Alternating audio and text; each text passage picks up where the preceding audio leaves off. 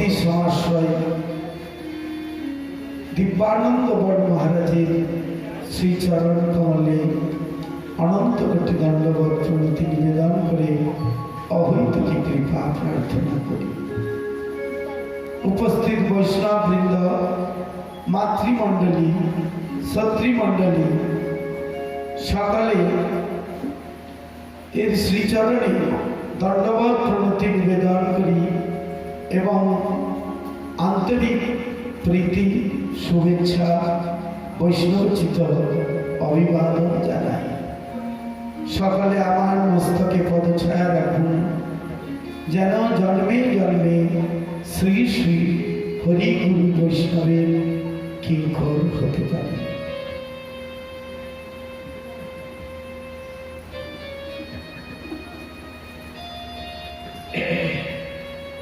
আজ পাপমোচনী একাদশী ব্রত। অনেকে গতকাল করেছে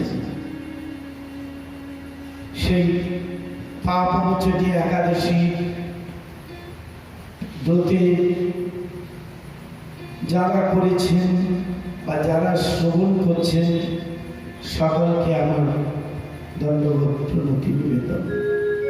গত 3 দিন যাবৎ আমরা কিছু কিছু কথা শ্রবণ করেছি। তার মধ্যে প্রথম কথা হল শ্রী এই যে কথাগুলি শ্রবণ করছি, গুরু বৈষ্ণবের আনুগত্যতা যদি লাভ হয় আমাদের, তাহলে এই কথা শ্রবণে যথার্থতা আসবে। যদি তা না হয়, আমি জানি, আমি অনেক জেনে ফেলেছি বা আগে অনেক শুনেছি, গুরু বৈষ্ণবের আনুগত্য লাভ করলাম না, তাতে ভগবান খুশি হবেন না।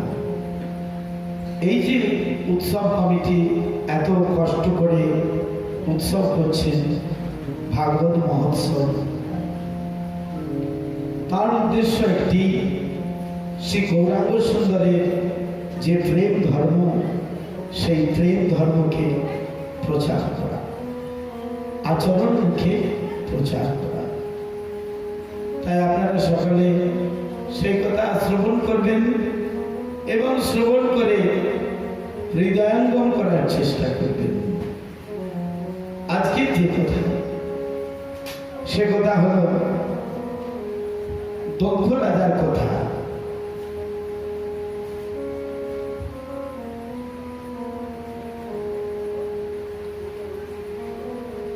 দক্ষ রাজার, আমি গতকাল বলেছিলাম প্রজাপতি দক্ষের 16টি কন্যা হয়েছিল, তবে কাল একটা ভুল বলেছিলাম, আমার সেটা মনে পড়েছিল, পরে আর সংশোধন করা হয়নি।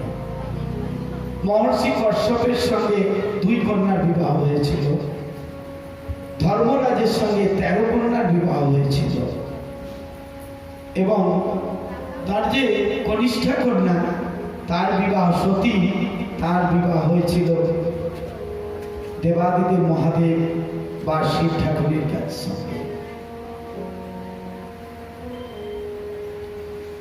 এই 15টি কন্যার সকলেরই সন্তান হয়েছিল, কিন্তু সতীর গর্ভে কোনো সন্তান জন্মগ্রহণ করে নাই।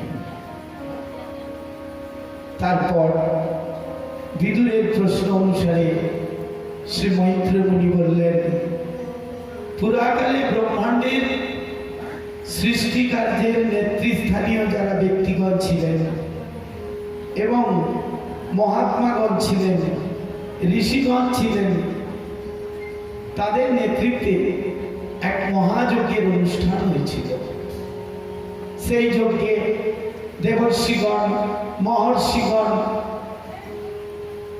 দেবতাগণ, অগ্নিদেবগণ বা তাদের অনুগামী যে সমস্ত দেবতাগণ ছিলেন, সকলেই সমবেত হয়েছিলেন। সেই যজ্ঞে যখন প্রজা তার মূল নেতা ছিলেন প্রজাপতি দক্ষ। প্রজাপতি দক্ষ যখন সেই যজ্ঞে প্রবেশ করেছিলেন, তাকে দক্ষকে সম্মান প্রদর্শনের জন্য তার আসন থেকে উঠে দাঁড়িয়েছিলেন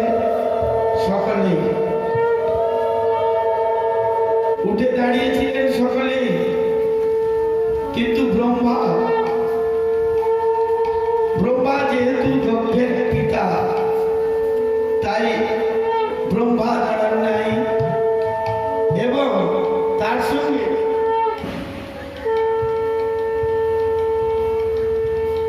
শিবজিও সেই স্থানে দাঁড়ান নাই।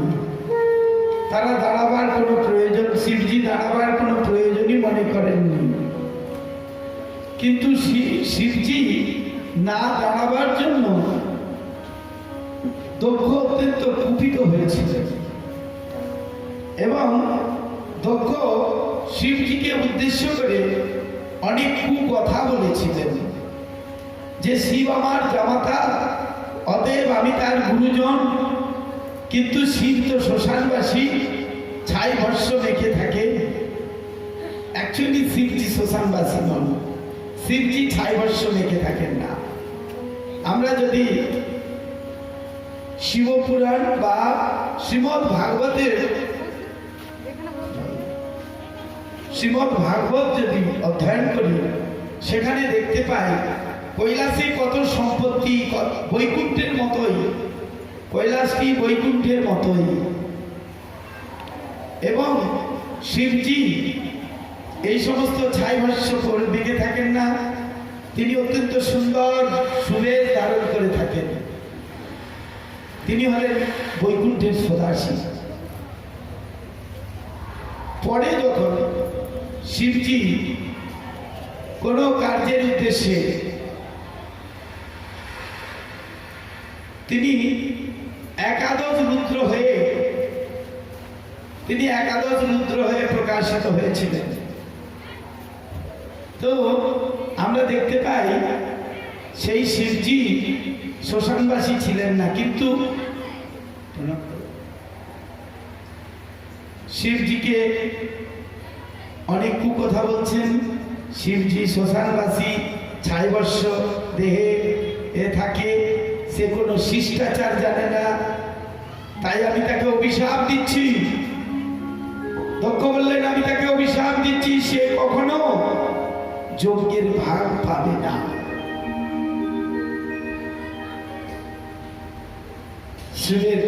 শিব ঠাকুরের প্রধান পার্শ্বদ নন্দীশ্বর তখন অত্যন্ত ক্রুদ্ধ হয়ে দক্ষকে,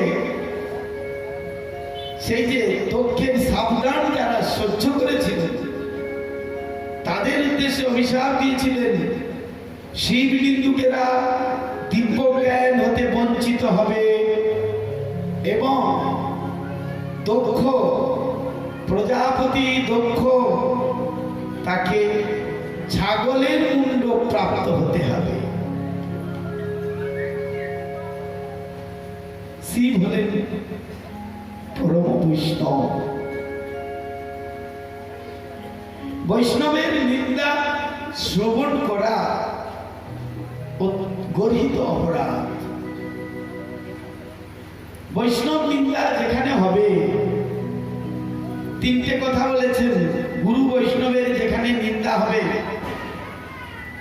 হয় সেই স্থান ত্যাগ করো, তা না হলে তার জিহ্বা টেনে জিহ্বাটা কেটে দাও যে নিন্দুক, তা না হলে তাকে হত্যা করো। আমাদের গুরুবর্গ বলেছেন বৈষ্ণব নিন্দা, গুরু বৈষ্ণব নিন্দা যেখানে হবে সেই স্থান ত্যাগ করো। এটা হলো সব থেকে সুন্দর কথা। তাই দক্ষ রাজা শিবকে অনেক অনেক নিন্দা করেছেন। তারপরে এইভাবে যজ্ঞ চলতে থাকে, শিববিহীন যজ্ঞ। শিববিহীন কি যজ্ঞ হয়? শিব হচ্ছেন স্বয়ং ভগবানের ভক্ত।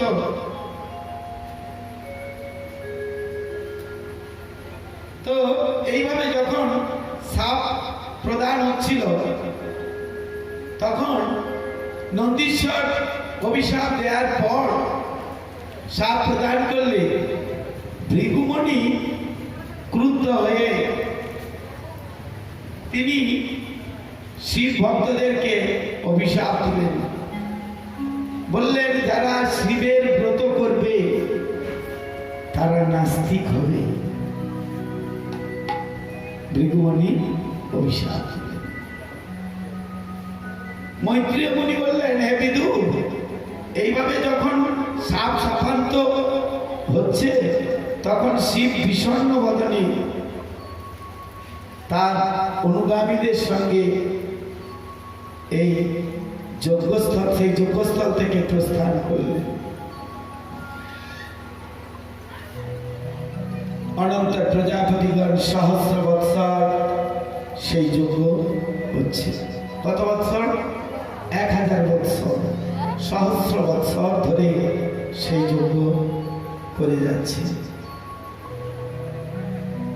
সেই যজ্ঞ করছে।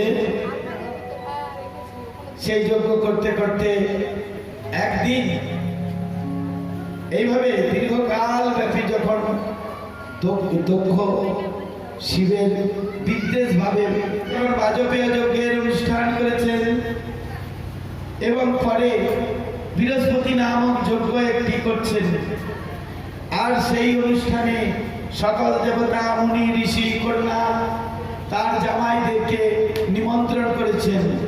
কেবলমাত্র শিব আর সতীকে নিমন্ত্রণ করেন নাই।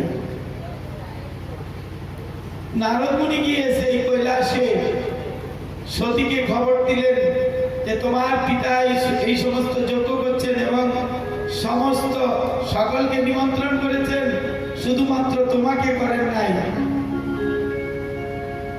তখন সতী অত্যন্ত দুঃখ পেলেন। তাহলে পিত্রালয়ে নিমন্ত্রণ ব্যতীত যাওয়া যায়।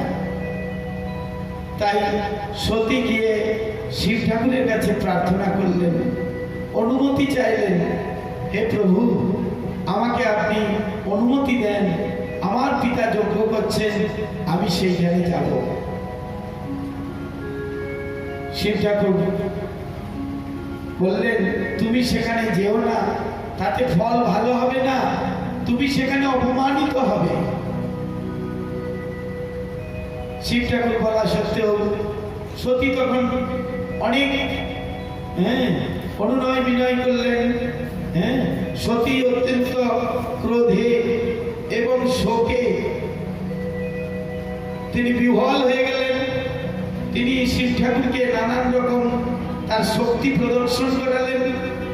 108 প্রকার শক্তি প্রদর্শন করানোর পর 108 প্রকার যখন শক্তি প্রদর্শন করালেন, শক্তি প্রদর্শন করানোর পর সতী তখন সতীকে অনুমতি দিলেন, সতীকে সুন্দরভাবে সাজিয়ে দিলেন।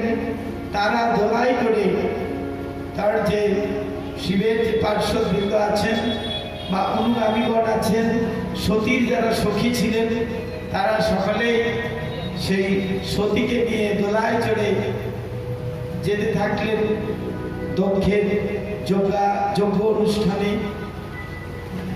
সেই দক্ষ রাজার যজ্ঞ অনুষ্ঠানে যখন গেলেন, সেই যজ্ঞ অনুষ্ঠানে যাওয়ার পর তিনি তার মাতা এবং তার ভগ্নীদের সঙ্গে দেখা হলো, খুব আনন্দ পেলেন, তারা ক্রন্দন করলেন সতীকে দেখে।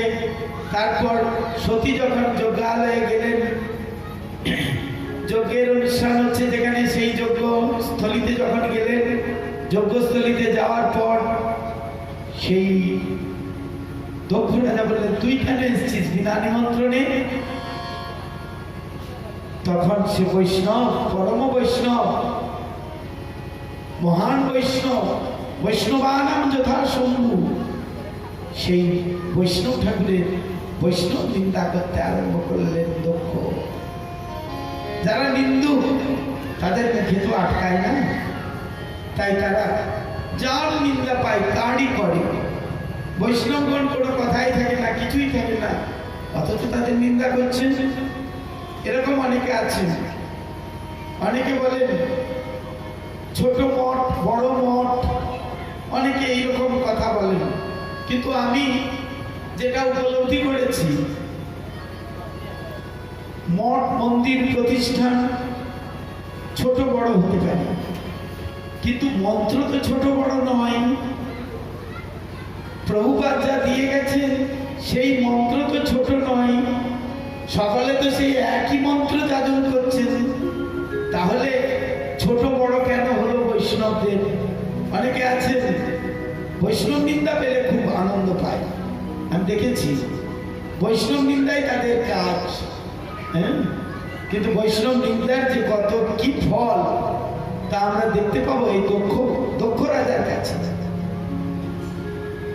হ্যাঁ, দক্ষ প্রজাপতি দক্ষ শিব ঠাকুরের নিন্দা করতে করতে, বৈষ্ণব নিন্দা করতে করতে সতী সেই নিন্দা সহ্য করতে পারলেন না। হ্যাঁ, তিনি ছিলেন শিবের পত্নী। শিবের পবিত্র চরণ কমল ধ্যান করে, শিবের পবিত্র চরণ কমল ধ্যান করে তিনি অগ্নিময় তত্ত্বের ধ্যান করলেন, এবং সেই ধ্যানের দ্বারা তিনি অগ্নিতে প্রবেশ করলেন, তার দেহ ত্যাগ করলেন। এবং দেহ ত্যাগ করার সঙ্গে সঙ্গে নারদ মুনি সংবাদ দিলেন শিব ঠাকুরকে।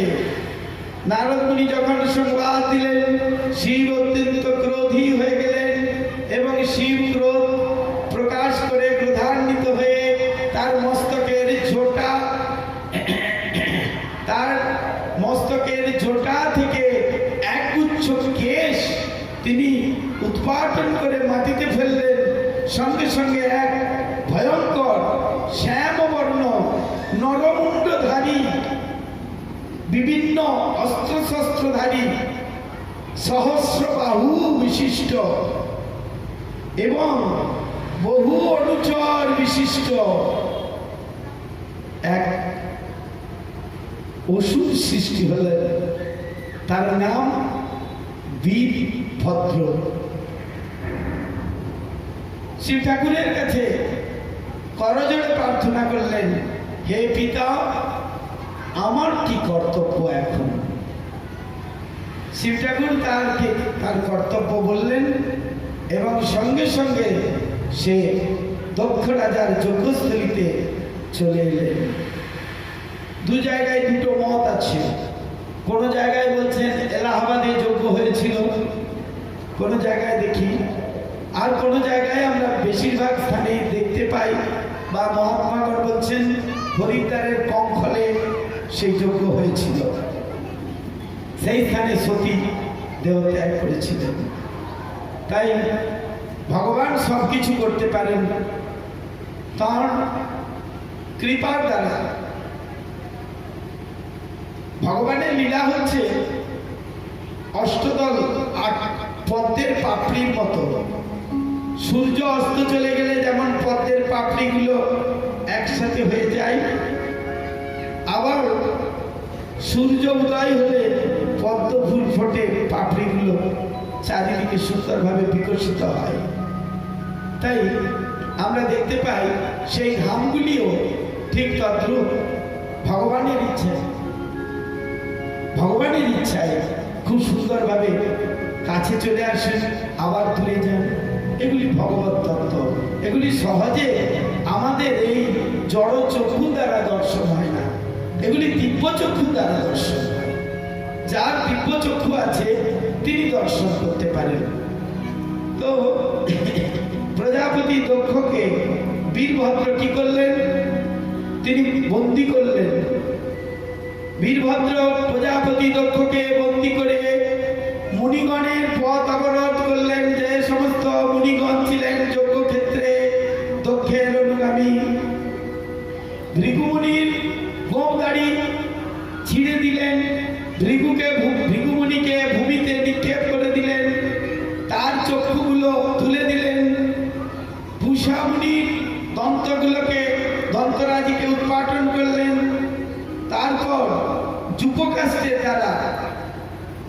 আপনার এখানে বাঁকুড়া জেলায় বলে কি হারিকাট কি বলে একটা যে হারকাট বলে তাই তো। সেই যুবকাষ্টে তারা কি করলেন, সেই দক্ষের মস্তকটা ছেদন করে যজ্ঞাগ্নিতে আহুতি দিয়ে দিলেন। ব্রহ্মা বিষ্ণু পূর্বেই অবগত ছিলেন, মহেশ্বর অবগত ছিলেন যে দক্ষ যজ্ঞে এই সকল ঘটনাগুলি ঘটবে, তাই তারা সেখানে উপস্থিত ছিলেন না। পুরোহিতগণ সেই যজ্ঞস্থান থেকে প্রাণে বাঁচবার জন্য পালাতে চেষ্টা করল। তারপর তারা ছুটতে ছুটতে ব্রহ্মার কাছে প্রার্থনা করতে লাগলেন, হে ব্রহ্মাজি, এই সমস্ত ঘটনা ঘটেছে, আপনি দয়া করে কৃপা করুন। আর শিবজির কাছে তারা প্রার্থনা করলেন, হে যজ্ঞনাশক শিব, আপনি দয়া করে আপনার যজ্ঞ ভাগ গ্রহণ করুন এবং কৃপা করে যজ্ঞ পূর্ণ করুন। তারা মঙ্গলময় শিবের বহু প্রকার স্তুতি করতে লাগলেন, এমনকি ব্রহ্মাজিও স্তুতি করতে লাগলেন, এমনকি বিষ্ণুও শিবকে স্তুতি করতে লাগলেন। মৈত্রেয় মুনি বললেন, হে বিদুর, ব্রহ্মার অনুনয়ের দ্বারা পরিতুষ্ট হয়ে পরম মঙ্গলময় শিব হাসতে হাসতে বললেন যে, হে পূজ্য পিতা ব্রহ্মা, দেবতারা যে অপরাধ করেছে তার জন্য আমি কিছু মনে করি না, তাদের সংশোধন করবার জন্য আমি কেবল এই গণ্ডটা দিয়েছি। দক্ষ একটা ছাগলের মস্তক লাভ করবে, আর দেবতাগণের যার যা নষ্ট হয়েছে সেই সকল পেয়ে যাবে, সেদিকে চিন্তা নেই, আপনি চিন্তা করবেন না। তারপর সেই দক্ষ যজ্ঞাগারে উপস্থিত হয়ে শিব উপস্থিত হলেন। সেই উপস্থিত হওয়ার পর সেই দক্ষের দেহে ছাড় মুন্ডু সংযোজিত করবার পর তিনি চেতনা শক্তি লাভ করে সেই ছাড় মুন্ডতে মুখমণ্ডলে তিনি কি করলেন না, তিনি শিবের স্তুতি করতে থাকলেন। শিবের স্তুতি হলো এবং শিবের স্তুতি হওয়ার পর ভগবান শ্রীহরি সন্তুষ্ট হয়ে নারায়ণ রূপে দর্শন দিলেন এবং নারায়ণ রূপে দর্শন দিয়ে ভগবান বিষ্ণু যজ্ঞে নিবেদিত আহুতি গ্রহণ করলেন। তখন প্রজাপতি দক্ষ অত্যন্ত আনন্দ সহকারে ভগবান শ্রী নারায়ণের স্তব করতে লাগলেন, শ্রী শিবের স্তব করতে লাগলেন। ঋত্বিকগণ শিব, শ্রী বিভু, ব্রহ্মা, দেবরাজ ইন্দ্র কর্তৃক ঋত্বিক পত্নীগণ, ঋষিগণ, সিদ্ধগণ, দক্ষ পত্নী প্রসূতি, বিভিন্ন লোকপালগণ, মহাযোগীগণ, মূর্তিগণ, দেবগণ, অগ্নিদেব, দেবতাগণ সকলেই আহুতি প্রদান করতে লাগলেন, শ্রীহরির স্তুতি করতে লাগলেন। এবং সেইখানে তারপর মৈত্রমণি বিদুরকে বললেন যে সেই সতী পরবর্তী সময়ে গিরিরাজ হিমালয়ের ও মেনকার কন্যা রূপে জন্মগ্রহণ করলেন। শিবের দ্বারা বিধ্বস্ত এই যে দক্ষ যজ্ঞের কাহিনী, বৃহস্পতি তিনি এটি বর্ণনা করেছেন এবং বৃহস্পতির শিষ্য মহাভাগবত উদ্ধবের কাছে বর্ণনা করেছিলেন। এই কথা যারা শ্রবণ করবেন তাদের অবশ্যই কৃষ্ণ ভক্তি হবেই হবে। বলে শ্রী মহারাজ কি হরে হরে বলে নমঃ শিবায়, হরে হরে বলে নমঃ শিবায়, হরে হরে বলে নমঃ শিবায়, হরে হরে বলে আইবেন হরে হরে বলে নমঃ শিবায়, হরে হরে বলে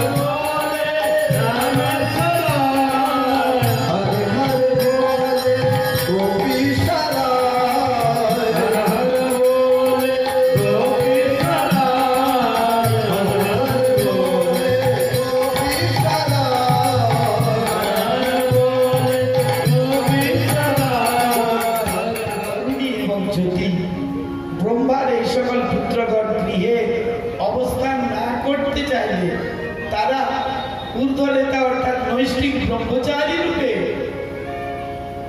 পরিগণিত হলেন। তারা ব্রহ্মচারী হয়ে গিয়েছিলেন। তখন ব্রহ্মাজি ক্রোধ করে তিনি তার মনোময় দেহ থেকে, মনোময় দেহে পৃষ্ঠদেশ থেকে অধর্ম নামক একটি পুত্র উৎপাদন করলেন এবং তার সাথে বিবাহ দিলেন তাঁরই সৃষ্ট মিথ্যা নামক একটি কন্যার সঙ্গে। কার জন্ম হলো? কার শুনলেন কেউ? ওই জোরে বলুন। অধর্ম আর মিথ্যা। অধর্ম আর মিথ্যার মিলনের ফলে একটি পুত্র এবং একটি কন্যার জন্ম হলো এবং সেই পুত্র কন্যার বিবাহ দিলেন। কি নাম? দম্ভ নামক পুত্র আর মায়া নামক কন্যা। তাদের মিলনের ফলে, দম্ভ ও মায়ার মিলনের ফলে জন্ম হলো লোভ ও শঠতা। কি বললাম? কার মিলনের ফলে? দম্ভ আর মায়া। তাদের মিলনের ফলে কার জন্ম হলো? লোভ আর শঠতা। বোঝা যাচ্ছে আমাদের এই জীবনের চিত্রটাকে বুঝতে হবে। কি জন্ম হলো? দম্ভ যখনই হয় তখনই মায়া আসে, আর দম্ভ আর মায়া যখনই আসে তখনই আমাদের লোভ আর শঠতা, এই দুইটা আসবে আমাদের কাছে। আর সেই লোভ আর শঠতা তাদের মিলনের ফলে ক্রোধ আর হিংসার জন্ম হয়। খুব সুন্দর করে মিলিয়ে নেন, ভালো করে মিলিয়ে। আমার তো পুরোপুরি আছে এগুলো সব, হ্যাঁ, তার জন্য আমি বলছি ভালো করে। কি ক্রোধ আর কার জন্ম? হ্যাঁ, কার সঙ্গে মিলন হলো? ক্রোধ আর হিংসার সঙ্গে মিলনের ফলে জন্ম হলো কলি আর দুরুক্তি। কি বললেন? কলি আর দুরুক্তি। আর কলি আর দুরুক্তি তাদের মিলনের ফলে জন্ম হলো মৃত্যু আর ভয়। তখন যুধিষ্ঠির মহারাজকে জিজ্ঞাসা করেছিলেন, বক্রূপী ধর্মরাজ, হে মহারাজ যুধিষ্ঠির, আপনি তো ধর্ম প্রতিষ্ঠা করতে চাইছেন। আচ্ছা, আপনি বলুন তো, এ জগতের মধ্যে সব থেকে ভয় কোনটা? যুধিষ্ঠির মহারাজ উত্তর দিয়েছিলেন, এ জগতে মৃত্যু ভয় ছাড়া আর ভয় কোনটাই নাই। আমরা সবসময় কি মনে করি? আমরা ভাবি এই মরে যাব, এই আমার মৃত্যু আসবে। হ্যাঁ, তাই তো? কথা তো বাস্তব। তাহলে সেগুলো কোথা থেকে আসছে? কলি আর দুরুক্তি। কিন্তু যারা কৃষ্ণ ভক্ত তারা কি জানেন? তারা জানেন আমার মৃত্যু হোক, আমি বেঁচে থাকি, আমি যাই হই না কেন, কৃষ্ণ আমার সব কিছু। হ্যাঁ, তিনি আমার পিতা, তিনি আমার মাতা, তিনি আমার ভ্রাতা, তিনি আমার বন্ধু, তিনি আমার সব কিছু। যা করবেন তিনিই করবেন। তিনি যদি আমাকে নেন, তিনি যদি তার যদি ভালো হয় তাহলে তিনি আমার মৃত্যু দেবেন। আর তার যদি মনে হয় না বাঁচিয়ে রাখবো। বৈষ্ণব কি করেন? তিনি আবির্ভাব হওয়ার সঙ্গে সঙ্গে, বৈষ্ণবের আবির্ভাব হওয়ার সঙ্গে সঙ্গে তিনি গোবিন্দ সেবা করেন, গোবিন্দের নাম প্রচার করেন। বৈষ্ণব যখন তিরোভাব হন, তিরোহিত হন, তখনও তিনি কি করেন? তিনি তখন সেই বৈকুণ্ঠ লোকে গিয়ে গোবিন্দের সেবা করেন। বৈষ্ণবের কোনো কষ্ট নাই। তাই কলি দুরুক্তির মিলনের ফলে মৃত্যু এবং ভীতির জন্ম, তাদের মিলনের ফলে যাতনা এবং নিরয়। কি কি বললাম? তাদের মিলনের ফলে কি হলো? যাতনা এবং নিরয়। নিরয় মানে কি? নরক। হ্যাঁ, যাতনা নরকে উৎপত্তি। শ্রীমৎ ভাগবত বলছেন, এই অধর্মের বংশ যদি কেউ 3 বার শ্রবণ করে কানে, কবার? আঙুল দেখিয়ে বলুন কয়বার? পেছনে সবাই শুনতে পাচ্ছেন আমার কথা? আমার গলা তো আওয়াজ কম। 3 বার যদি কেউ শ্রবণ করে এই অধর্মের বংশ বিবরণ, তাহলে কি হবে? তার যত সমস্ত মলিনতাগুলো আছে, সেই মলিনতাগুলো দূর হয়ে যাবে। মানবের মলিনতা সমস্ত দূর হয়ে যাবে যদি কেউ এই অধর্মের বংশ বর্ণনা শ্রবণ করে। তাই কৃপা করে আপনারা ভালো করে শ্রবণ করবেন এবং ভগবানকে ডাকবেন। আমি সেদিনে বলেছিলাম ভগবানের সঙ্গে ফোন করা যায়। যে আপনারা সবসময় ফোন করছেন, জিও ফোন, অ্যান্ড্রয়েড সেটে ফোন করছেন না, কারো কারো এত বড় ট্যাব আছে, আপনার পরিচিতদের সঙ্গে বা আমেরিকায় যারা আছে বা অস্ট্রেলিয়ায় যারা আছে বা বিভিন্ন স্থানে যারা আছে, সবার সঙ্গে ফোনে ফোনে কথা বলছেন। তার মুখ দেখছেন আপনি, আপনার মুখ দেখছেন তিনি। তো ভগবানের সঙ্গে কথা বলার জন্য ফোন আছে। সেই ফোনটার নাম্বার দিয়ে গেছিলাম সেদিন। কি নাম্বার?